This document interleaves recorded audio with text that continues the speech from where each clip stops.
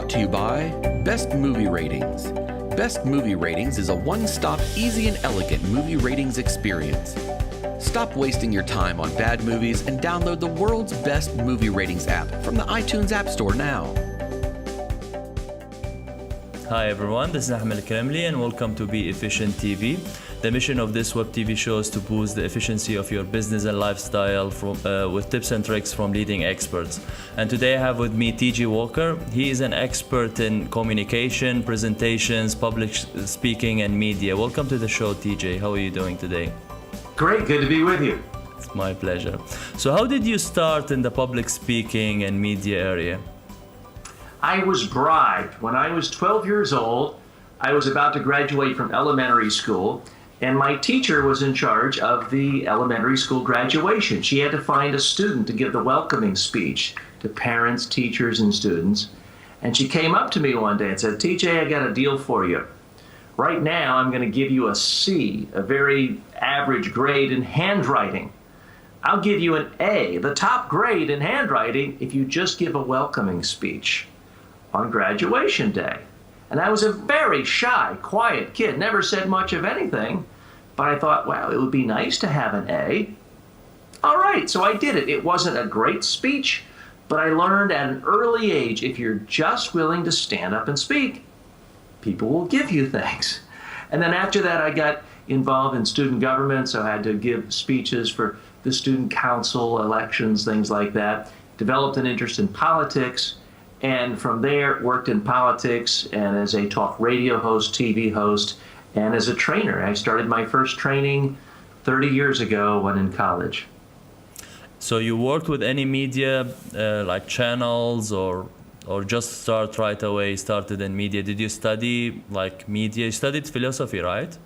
I was a philosophy major in college, but I did work in media as a student and wrote columns for the student newspaper, did commentaries for the student radio station and TV station. So I always had an interest in really all media, not just writing or not just TV, but really the interplay of all media. So you started coaching people how to to act in front of the camera. You worked with a big high-level people. Can you mention for us some of the most famous people that you worked with? Most of my clients prefer confidentiality, but I've worked with presidents of countries, prime ministers, Nobel Peace Prize winners, members of parliament, Miss Universes, you name it. So at some point I've worked in a tremendous number of countries and 6 continents all over the world. People at every skill level when it comes to speaking to the media. I can tell you, nobody's a natural at this. It's all learned behavior. There's no such thing as a natural-born speaker or a natural-born communicator. It is a skill that people can learn. How did you get into the Guinness Book World Record? Well, a number of years ago, I wrote a book, Secret to Foolproof Presentations, and I wanted to figure out how can I promote the book to make it sell a lot and get the word out and sort of demonstrate what I do and practice what I preach. So I thought, why not come up with a gimmick, essentially, where I am trying to get into Guinness Book of Records for some record that deals with speaking. And also combines my interest and my professional interest in media. So I put the two together and I said, why not try to be on more talk shows in a 24-hour period than anyone else in the history of the world? And we did that. It was on 112 talk shows in 24 hours. They were talk radio shows, so it could be done by phone, plus the whole thing was simulcast on a Fox Internet TV station as well. So it was a show within a show. It was a lot of talking and a lot of fun, and it helped build my brand. And the book went on to be a #1 USA Today bestseller, Wall Street Journal, and Business Week bestseller. Can you define communication for us? Communication is when you've got an idea in your head, spoken communication. It can come out of your mouth. Someone in the audience, one person or 1,000 people, can hear you, understand you, and remember the idea so that they can take some action. That's how I define communication. That's why 99% of most business speeches where someone sort of stands up at a PowerPoint, bullet point, data dump, blah, blah, blah, blah, that's not communication. Because even if people understand it, it's instantly forgotten.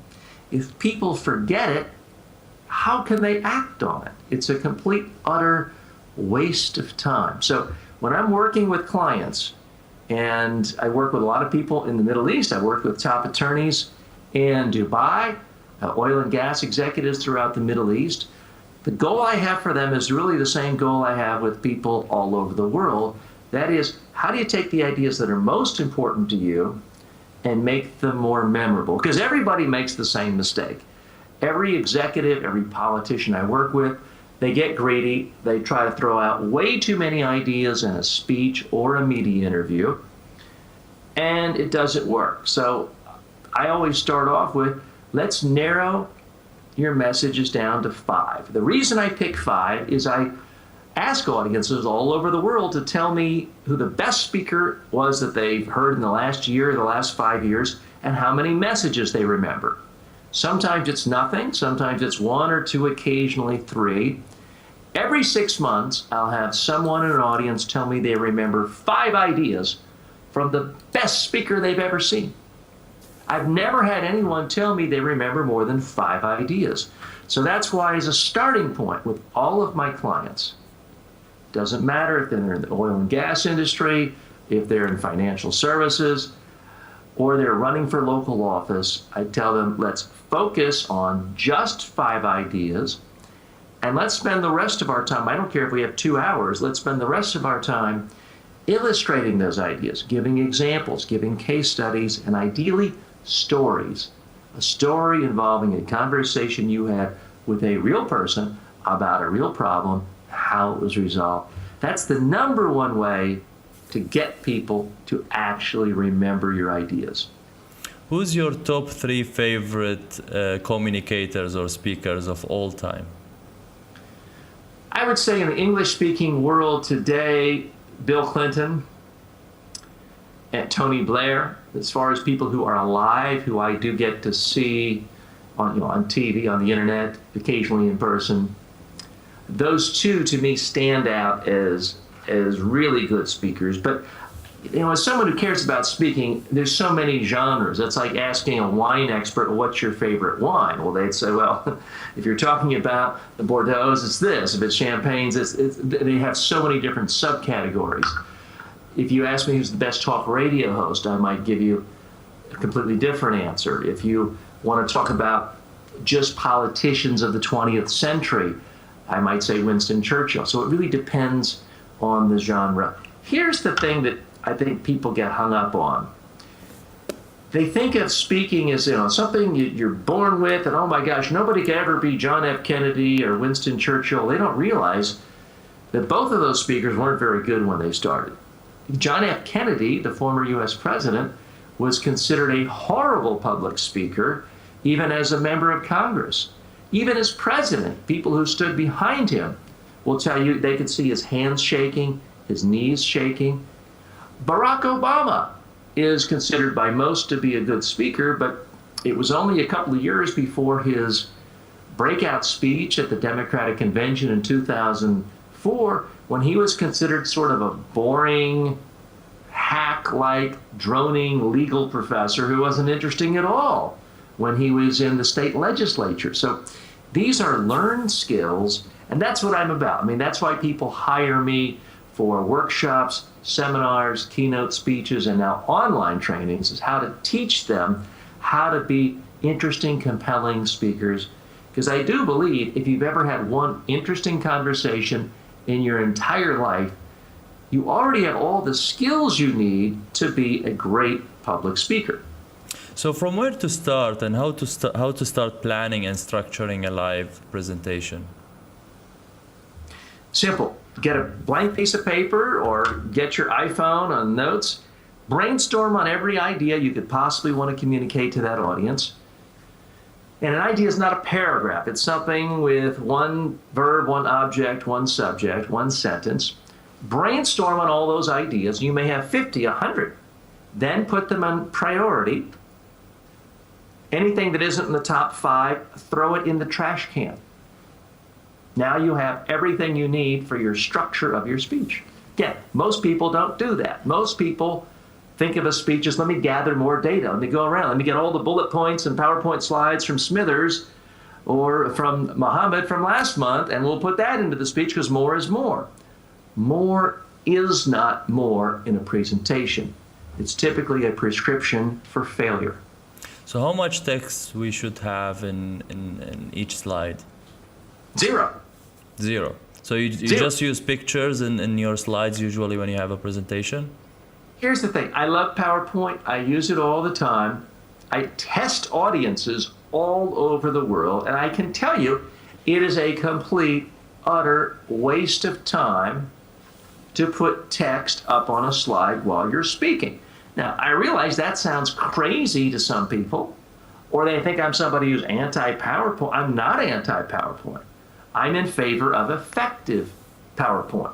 When I test audiences all over the world and ask them what slides do they remember, they only remember pictures and images, maybe a graph if it's simple and focuses on one variable or one relationship. People do not remember text because text, those are just letters and abstractions. They don't put pictures in the brain. The mind is very much visual in nature. Our minds are more image processors than word processors. If you doubt me, think of this. If you go to some communications conference or any kind of business conference in Dubai or any place else, Abu Dhabi, and you meet someone and you exchange business cards, and now a month goes by and you bump into that person at the airport, do you remember the full spelling of their name on a business card, or do you remember their face? But how about like some speakers No, use let it? me just finish the point. If you're like Of course, most people, of course you say, the face, I of remember course the the face, face, definitely. not the text. That's because your brain is an image processor. It's not a word processor. Now, most people in businesses do use PowerPoint with words. So you're not going to get fired for using text, but I simply do not have any evidence that it's helping you. But if everyone else does it, you're not going to get fired for it. But the reason to come to me is I try to help make people stand out as superior speakers, as better than average, as great, not to be like everyone else. If you want to be like everyone else, kind of stand there like a zombie and read bullet points. So it's not about 10 bullet points is better than 20, or 3 words per bullet point is better than 6. Complete waste of time, frankly. Here's what I do recommend. If you want to give people a lot of text, do it. But email it to them in advance. Give it as a handout afterwards. In fact, as a bonus to your viewers, anyone who sends me an email request, I'm going to give them an entire copy of the book we just talked about, My Secret to Foolproof Presentations. All they have to do is email me, tj@tjwalker.com. But I'm not going to sit here and, in fact, I actually have one right here. I'm not going to sit here during our interview and read page after page. Well, as you can see here, because that would be an awful interview. So that's what I recommend, is you actually have 2 PowerPoints. One that you email people in advance and hand out, lots and lots of text, lots of bullet points, columns, charts. But another PowerPoint that follows the specific rules I'm going to outline for you. A picture, an image, something visual that has no text on the slide, 1 idea per slide, 1 image per slide. That is the most effective way to use PowerPoint. Now, if you think that's crazy, fine. I want you to be skeptical of what I say. I want you to doubt me, but I also want you to doubt the way you've done it your whole life. Because most of us, when we're giving a so-called serious, important presentation, PowerPoint presentation, what do? We gather lots and lots of data. We arrange it in bullet points. We kind of scurry up to the lectern. We put it down. We sort of half-read bullet points. I would submit to you that you do not have a single shred of evidence that that's an effective way to communicate. No, I agree with you. It's all about the audience. You're talking from an audience But here's the way to standpoint. test. Here's the way to test. It's fine for me to say that doesn't work, but what does work? Here's the test. If you have to give a PowerPoint presentation to 30 colleagues or 30 new business executives, prospects on Thursday, find 3 colleagues from down the hall Tuesday. Give them your PowerPoint presentation. When you are done, ask them every slide they remember. If they can't remember your slide, you now have empirical evidence it didn't work. I want you to take that slide, tear it up, and throw it in the trash can. It's not about my opinion, not about aesthetics. The whole purpose of a slide is to get your audience to understand it and remember the message. If they're not remembering your slide, it didn't work. How about the busy speakers who have, let's say, a new speech every 2 weeks and 3 weeks, and they don't really memorize it 100%, so they put some bullet points just to remember the idea through the slide? Well, I'm not a fan of memorizing. I've never memorized anything. I have a horrible memory. I do not ever recommend that anybody memorize a speech. I'm also a huge, huge fan of notes. I love notes. In fact, I never give a speech without notes. But the notes are just for you. Why would you want to project that to the whole audience? That's crazy. Imagine going to your favorite Tom Cruise movie, Mission Impossible, which was shot in Dubai, and all of a sudden, every 2 seconds, you see the camera pull back and you see the director shouting action and you see the craft services person. That would really destroy the mood of the movie, wouldn't it? Because it's showing all the mechanics of it. If you want to have notes, it's perfectly fine. I have a very sophisticated, high-tech solution for speakers so that they always know what to say, they never have to remember anything, and they don't have to project their notes on the screen. It's very expensive, but I'm sure all of your viewers are very affluent and they can afford this. Here is my high-tech solution for speakers. It's called a piece of paper. Anytime I speak, I put all of my notes so that it fits on a half a sheet of paper. I make it with large font on a single sheet of paper. Because it's large font, I don't have to stop and call attention to the fact that I'm No, but reading how it. about a live speech when you are doing it live? It's Yeah, not nice so I'm to have a telling you, if paper. I give an hour speech, this is what I will have. An hour speech, you should be able to fit it on a single sheet of paper with large font. If you can't fit it on a single sheet of paper, the problem is not your notes. The problem is you're greedy and you're trying to communicate way, way too many data points, way too many messages, and you're not going to be successful. Now, here's the other trick with notes. Because I have it on a single sheet of paper, I never have to turn pages. It just sits right on a table next to a glass of water. So I can, every so often while speaking, put the glass down, I glance at my notes, and no one has any idea. Here's another trick, very advanced, and yet costs virtually nothing. Anyone can do it. If I'm speaking in a larger room, and there's a stage or room to move around, I'll have 3 or 4 copies of my notes, and I'll have them placed around different parts of the room, maybe even the back of the room. That way I can be walking around and not stand right next to the lectern, or what people call a podium. I can be moving around the room the whole time, and when people see a speaker moving, it sends a message. This person is supremely confident, authoritative, really knowledgeable, and this speaker is just talking to us. That's what audiences want. They can't stand people who get behind the lectern, blah, blah, blah, blah, blah, blah, blah, blah. Even if they're not reading the whole time, it seems like a reading experience. So that's something I teach my clients to do, is how to use notes in a way where nobody has any idea you're using notes. I always use notes. I reveal at the end of some of my speeches what I was doing, and people's jaws go, they always say, we had no idea you were using notes. How to overcome the fear of public speaking? Well, if you fear public speaking, it's probably with good reason. Chances are you're awful and you're going to bore people to death. Now, I don't mean to be mean, but think of all the business conferences you've been to, speaker after speaker. They're boring. And what do, especially if we're not on the front row? We check our email because the speaker was awful. So if you feel like you're boring, if you feel like you're awful, chances are you actually are. So the solution is not to feel better about your speaking. The solution is not to meditate and visualize a standing ovation or to visualize your audience in their underwear. Complete waste of time. The solution is not to take a beta blocker drug, which some people do.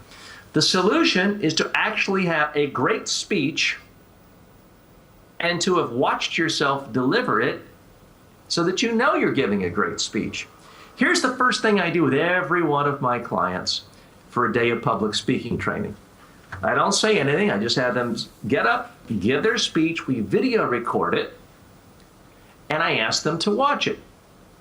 And then they'll ask me what I think, and I'll say, well, I'm happy to tell you, but you tell me what you think. And the first thing they say, I remember a prime minister I worked with in Eastern Europe. The first thing he said was, good God, TJ, I'm incredibly boring. I wouldn't want to watch me. What do you think? And I said, well, Mr. Prime Minister, you seem like a smart guy. If you think you're really, really boring, guess what? You are. So what do?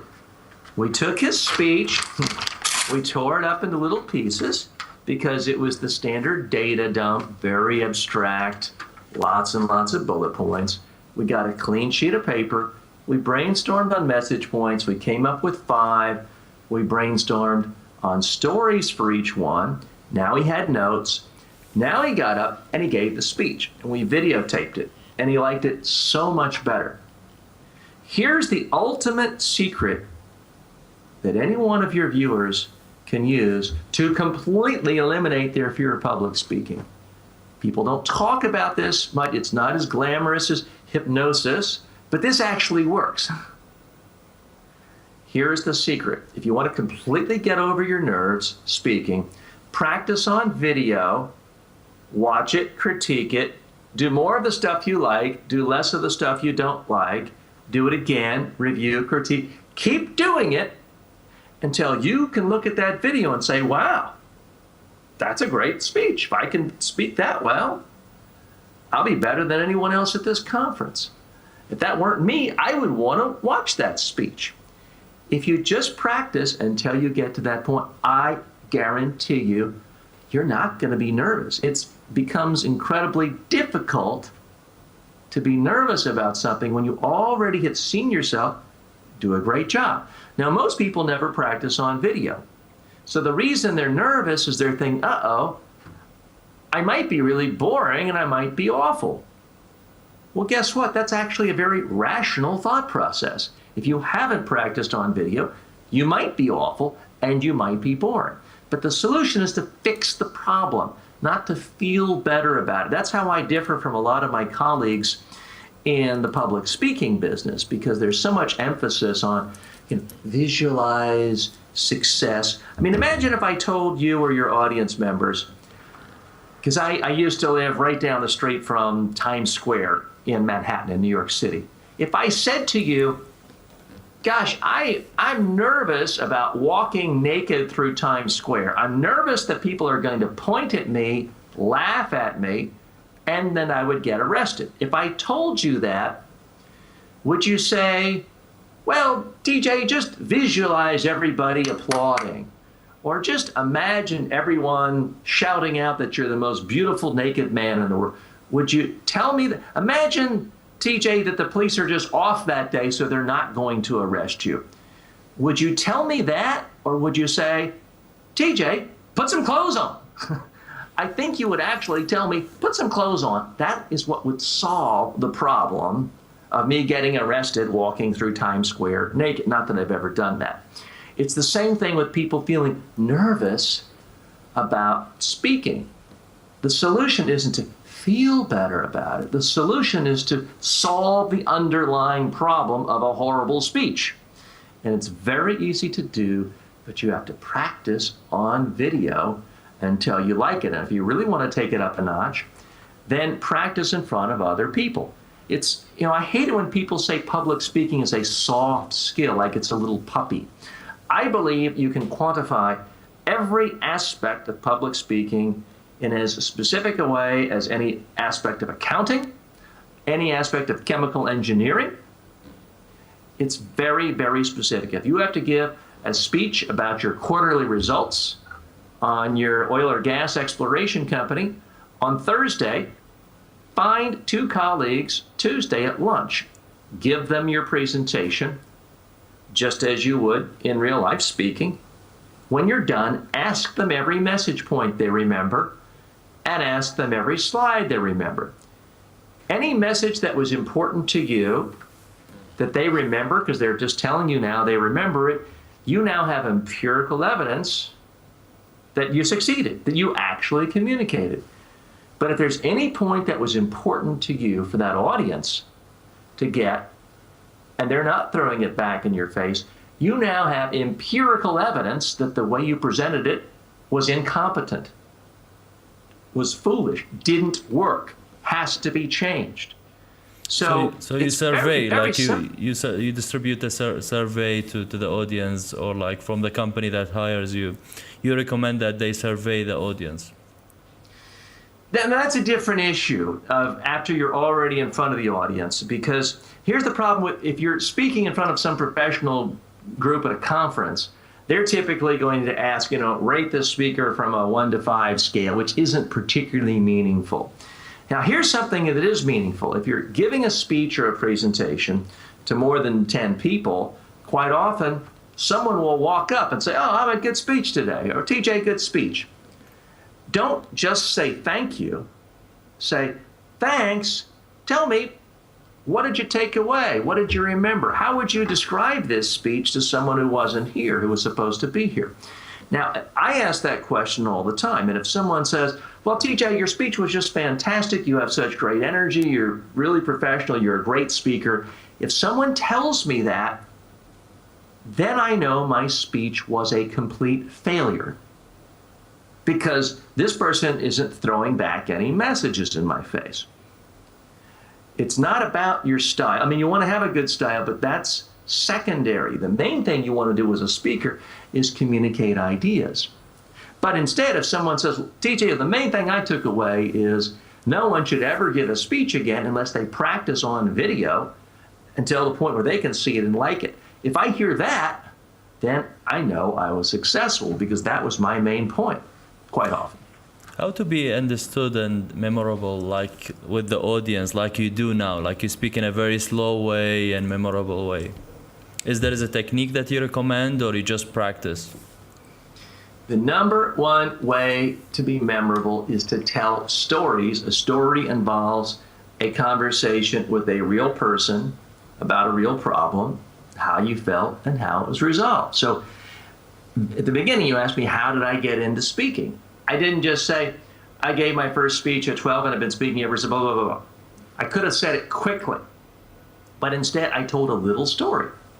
Well, Amit, I was 12 years old. I was about to graduate from 6th grade. My teacher came to me and said, "TJ, you got a C in handwriting. I'll give you an A in handwriting if you give the welcome speech." I thought about it. I was shy, but I did it. Wasn't no, a but great it's not speech, about only the story. but that was a story. It only took 30 seconds. About the way you say it. About the way that you say it. Not about like to mention a story. It's very essential to mention that. But like the way you say it in a very slow way and people understand your accent. And is there a technique that you recommend for the people that you teach to practice? Most people, when they are comfortable, have constant variation in their voice. Sometimes they're faster, sometimes slower, sometimes louder, sometimes softer, and occasionally they pause. I have found all human beings everywhere in the world, when they are relaxed and they're just talking to friends over a nice dinner or a relaxing environment, They have great variation in their voice. The problem many people have when they're giving a speech or a presentation or talking to the media is they're scared and they're stiff, so all of a sudden they stop doing the things they do in normal conversation, and it's more consistent, it's more monotone, it's the same speed, it's the same volume, and there are no pauses. That's the problem. So if you're nervous, you have to practice enough to the point where it's coming out naturally. But one of the things I have found across the board with my clients is when you're telling a story, it naturally slows you down because you're becoming the other person. So Liaquat said to me, TJ, do you want to go on a desert safari? And I thought, well, what's that? The next thing I know, I'm out on the desert, and these mountains are 200 feet high, and I'm on this Jeep, scared. So, I mean, that's how people actually talk. And that's one of the stories I remember last time I was in Qatar, going on a desert safari. So for most people, it's not hard to do. The hard part is if you've written out a speech and it's fact, fact, fact, bullet point, stripped away from any stories and examples. That's what's hard to be conversational about. But the issue is not become more conversational talking about a data dump. The issue is you got to get rid of the data dump and focus on one idea at a time to make it memorable. How to eliminate the and ah and like these stuff? What I do with clients is I have these stickers, and it has the word with the international red no sign, no left-hand turn, no parking, no hazardous chemicals.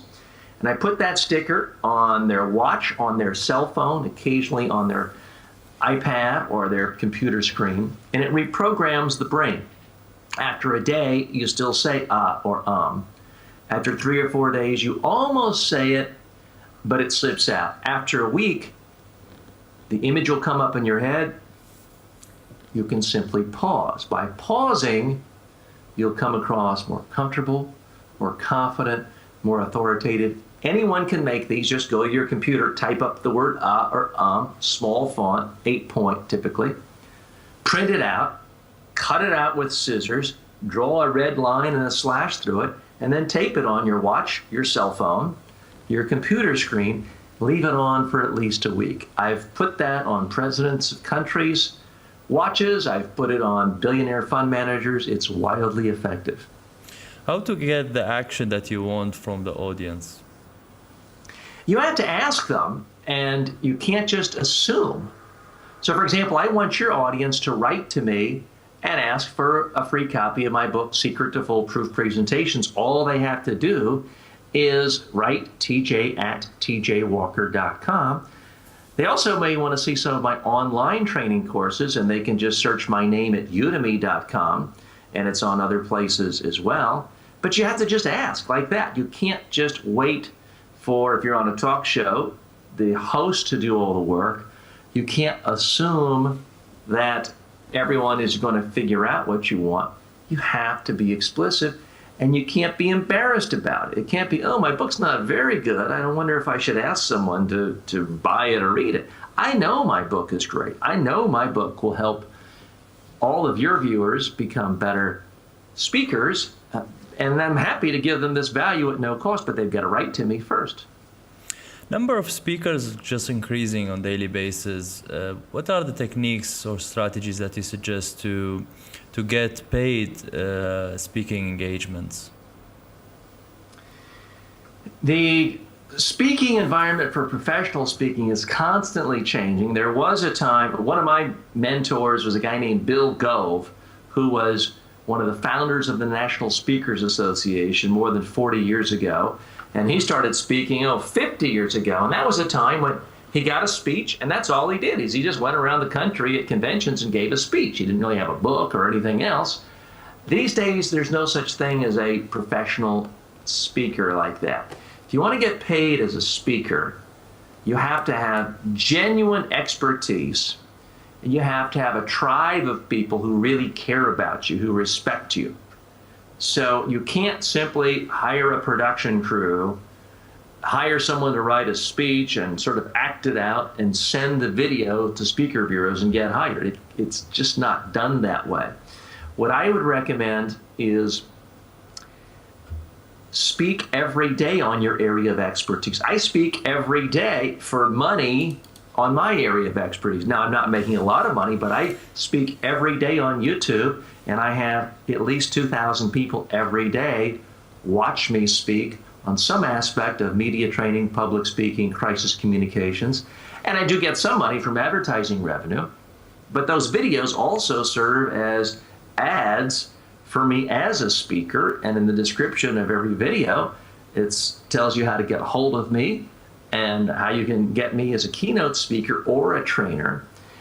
I think the big decision for people is not how do I get to be a professional speaker, it's how do I be a true expert known throughout the world for my area of expertise. Once you're an expert, you can make money off of that by writing books, by having ad revenue for your YouTube channel, by consulting if you're a lawyer, by billable hours with your legal practice, by training, which is where I get most of my income as a trainer, not a keynote speaker, although I do get paid as a keynote speaker, and then also getting money as a speaker. So the first thing is really make sure you have true expertise in something. You need to be writing about it every day, not necessarily books, but blog posts, videos. You can be creating online courses. I think if you are not already a wildly successful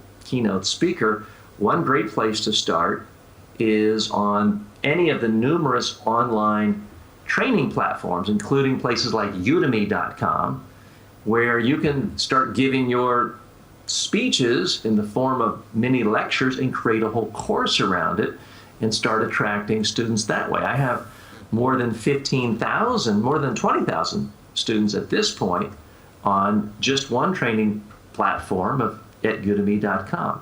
So focus on the expertise, speak everywhere you can, let people know you speak, and improve your speaking skills by rehearsing every speech on video and watching every speech you do on video.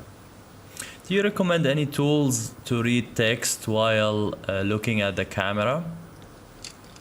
Yes, don't do it. Like how they do it professionally in the like TV channels. I think they read from something. Yes, they're reading from a teleprompter. If you are a full-time newscaster employed by Al Jazeera or the BBC, sure, you need to learn how to use a teleprompter. If you are the president of a major country in the news a lot, you need to use a teleprompter.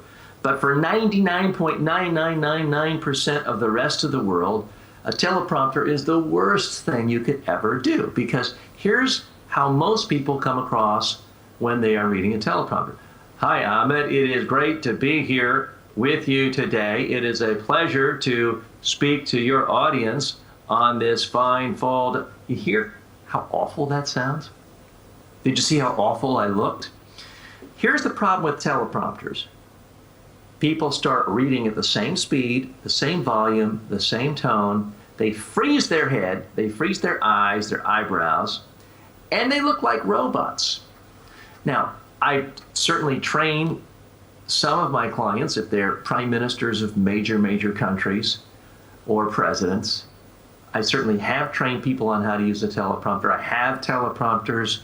I've used teleprompters. I do not recommend people use teleprompter. It's so much harder than just speaking from notes. There's nothing wrong with occasionally glancing down at a note and continuing. You get featured in the media a lot. How do you do that? How to be featured in the media? Create content every single day so that people find you. I've been on The Daily Show with Jon Stewart. I've been on BBC, CNN, Al Jazeera. I've been on almost every major English-speaking network numerous times because journalists are lazy. They don't know who to call, so they go to Google and they type in media training, and 50 million websites come up, and I'm often number one and always in the top 5. Or they go to YouTube and they type in media training or media trainer, and I'm number one. And that's how they find me. They send a quick email, they call. Now, sometimes if I see an issue that really is in my niche and I know I want to comment on it, I won't wait for the reporter to call. I will do a quick video analysis of the issue and send it to producers. Or my PR team will send it to producers or reporters, knowing they're going to be covering this issue. They need someone, and here's an expert. That's another great use of internet video. In fact, I have an entire course on Udemy on DIY, do-it-yourself PR through YouTube video. So let's say you are an attorney who specializes in employment practices and employment hiring, and the Supreme Court of your country at 10 a.m. announces a major decision that affects employment hiring. If you're smart, you should be doing a video, just 60 to 90 seconds on YouTube, giving, or whatever online video service is most used in your country, giving your analysis of that decision with a sharp opinion, and then email that to every journalist you know. Tell us about this process of your PR team emailing or contacting the producers. How this process work, and whom should I contact? How should I do that? Who's the responsible people in the media to get you through? And like, tell us more about this process. Well, I have a public relations team that they do that for me. So that's all they do, and they do it for other clients. So they're constantly maintaining databases of reporters and editors. They're talking to them every day. They're taking them to dinner and creating relationships with them so that it's a warm relationship. And it's not something I have the time to do, but I do have time to do interviews. So at some point, people may decide it makes sense to hire a public relations team, but you can also do it yourself. And I mean, let's say there's just a local TV station newscast. You watch them all the time. They have guests, they have experts. Now there's something in the news that relates to your area of expertise. Shoot a video of it. Just call the newsroom and say, who is covering the story on X? I have something that will help them put the story together. I just need an email, and email it to them. It can be as simple as that sometimes. Can you recommend some companies, PR companies, that can be used by the audience to send information to the media? I mean, I work with hundreds of PR firms all over the world. There are thousands, if not tens of thousands of PR firms. It really depends on what their goals are, what media they're trying to reach. There's no such thing as the perfect PR team for everyone. But if any of your viewers have questions about PR, believe it or not, I actually have a course. It's not on yet, but within the next month it will be on Udemy on how to select a public relations firm. So if you write to me, tj@tjwalker.com, I can then send you information and a free pass to that course once it's up. What is a press release means? Well, press releases there's really two types of press releases these days. One is something that you're sending, trying to generate interest from the news media. You're trying to whet their appetite so they call you and interview you. These days, with search engine optimization, Google, our own website, a lot of times people just want that news to get out there so that there's a digital footprint and people can find it. So that's why they do a press release announcing something new that has happened in their organization that they want to promote, putting in all the keywords so people know exactly what it's about. So the main thing is, say something interesting. If you're genuinely trying to get mainstream TV reporters, radio reporters to cover you, you need to have some great quotes, some great sound bites in that press release to generate their attention. Soundbite is different from a message. A message is just your idea. A soundbite is how that idea is packaged. Now, if you want to know how to create a soundbite, all soundbites come from 10 different speech patterns. It's things like emotion, cliches, attacks. And if you want to know all 10, I have a book called Media Training A to Z. And if you write to me in the next, let's just say the next 2 weeks of this video being posted, I'll send you that book free of charge. That book is Media Training A to Z. Thank you for that. So what are the main things to mention in a press release? You have to summarize what the topic is. Why should anyone care? You've got to get the reporter's attention. That is first and foremost. And then you've got to get your opinion. What are the facts about the issue?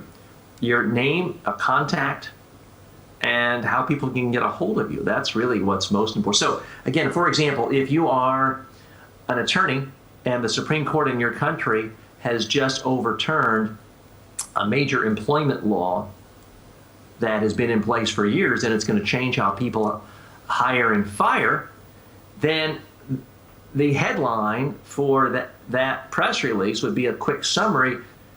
Supreme Court, American Arabian Emirates Supreme Court has overturned decision on name the name of the law. Here's what it means to businesses. That's the headline, something that really sums it up. And then a very brief bio on you. TJ Walker, corporate labor law attorney for such and such firm, announced the following. This is an outrageous decision by the Supreme Court. It's going to completely create chaos for major employers. They're not going to know who to hire or fire. And I think it's going to create an economic slowdown. End of quote. And you put, if that's an example of something. And you put your contact details, yeah? Then my contact details, and then not my bio of every single class I ever took and where I went to junior high school, but my media bio. So if I was on Al Jazeera the week before and the BBC a month ago, I'm gonna say, TJ Walker has been seen in the following media outlets. And so those producers can see this person has been in other media, because there's a pack mentality in the media. They all say they want some new fresh face, but they want a proven commodity. So if you've already been in other media, it suggests you're credible for their media outlet. So I would list my media background. That's what I find is the most effective way of putting out a press release. And the big problem, most people want to write a whole op-ed piece, 850 words, and write it and rewrite it. And now it's 2 days later and they want to put it out. Too late. You're much better off getting out 50 words within an hour of a breaking story versus 850 words 6 hours or a day later.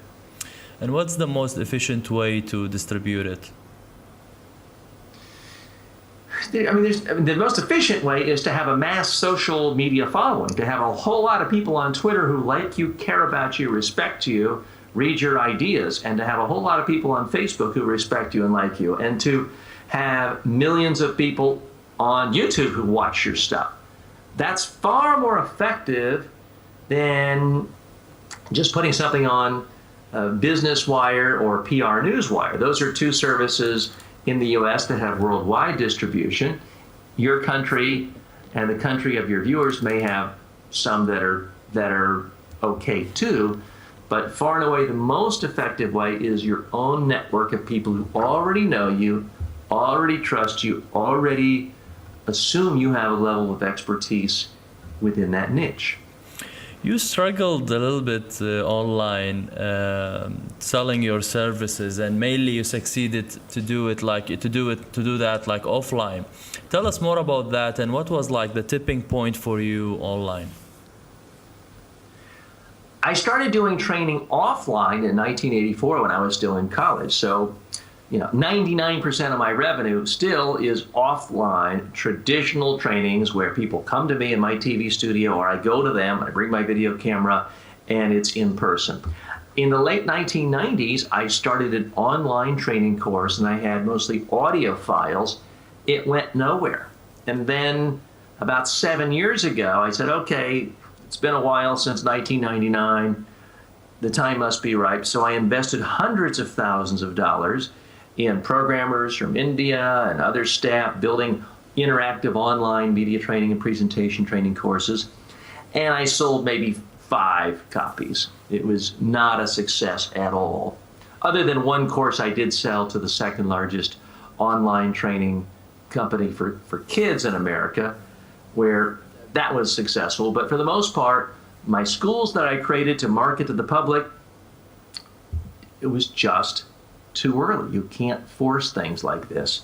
And then about a year ago, I noticed that the whole online training space was really heating up. There are now dozens of companies all over the world that have received venture capital in excess of $10 million. So there's a tremendous amount of promotion going on into online training.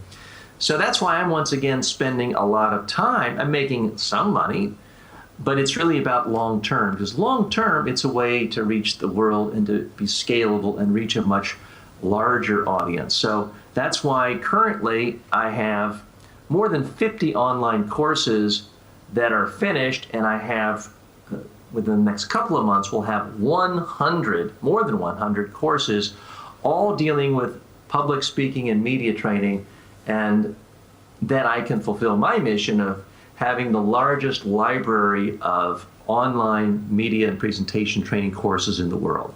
Which platform worked for you the best, like Udemy? Udemy is where I spend most of my time. In part, they just make it easy. They've been very good to work with, quite professional.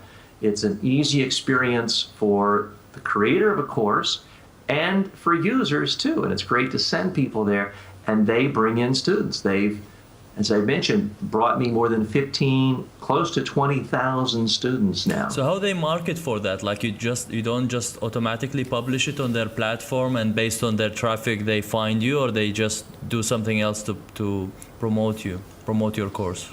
Well, you have to promote yourself, but you're also in their system, and they have millions of people coming in all the time. So some of them are going, if they type in a keyword for media training, they might not have ever heard me, but they are going to see a lot of my media training courses if someone goes to their website and types in media training. So some of it is keyword based.